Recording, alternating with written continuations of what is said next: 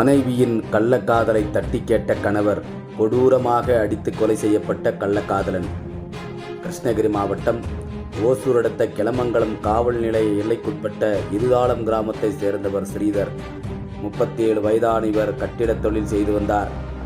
இருவருக்கும் அதே பகுதியை சேர்ந்த சுமதி 34 வயதான இவருக்கும் கடந்த 13 ஆண்டுகளுக்கு முன்பு திருமணம் நடைபெற்றுள்ளது.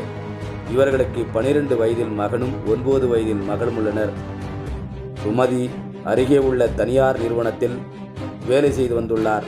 அதே நிறுவனத்தில் கொத்தூர் கிராமத்தை சேர்ந்த பாலகுமார் என்கின்ற 27 வயதான இளைஞருடன் பணியாற்றி வந்துள்ளார். இந்த நிலையில் இருவருக்கும் வழக்கம் ஏற்பட்டுள்ளது.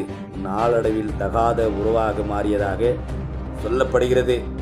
இதை அறிந்த ஸ்ரீதர் இருவரையும் கண்டித்துள்ளார்.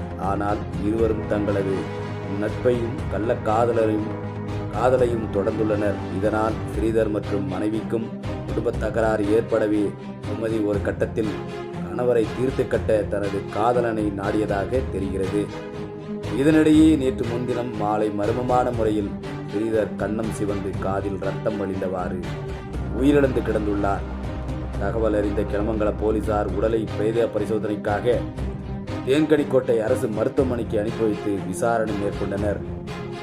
உயிரிழந்த ஸ்ரீதரின் அண்ணன் சீனிவாசன் 43 வயதான இவர் தனது தம்பியின் சாவில் சந்தேகம் இருப்பதாக புகார் அளித்ததை தொடர்ந்து போலீசார் நடத்திய கிடுகிடுப்பில் விசாரணையில் திடுகிடுவென தகவல் வெளியாகி அதிர்ச்சியை ஏற்படுத்தியுள்ளது. உயிரிழந்த ஸ்ரீதரின் மனைவி சுமதிக்கும் ஒத்தூர் கிராமத்தை சேர்ந்த பாலகுமார் 27 வயதான இவருக்கும் இந்த இளைஞருக்கும் இடையே கள்ள தொடர்பு இருந்து வந்ததாகவும் கணவன் ஸ்ரீதர் இடையூறாக இருந்து வந்ததால் சுமதி பாலகுமார் இருவரும் வீட்டில் இருந்தே ஸ்ரீதரை தலகணையில் முகத்தில் அழுத்தி கொலை செய்தது தெரிய வந்தது. இதனைத் தொடர்ந்து சுமதி பாலகுமார் இருவரையும் கைது செய்த கிளமங்கலம் போலீசார் நீதிமன்றத்தில் ஆஜர்படுத்தி சிறையில் அடைத்தனர் என்பது குறிப்பிடத்தக்கது.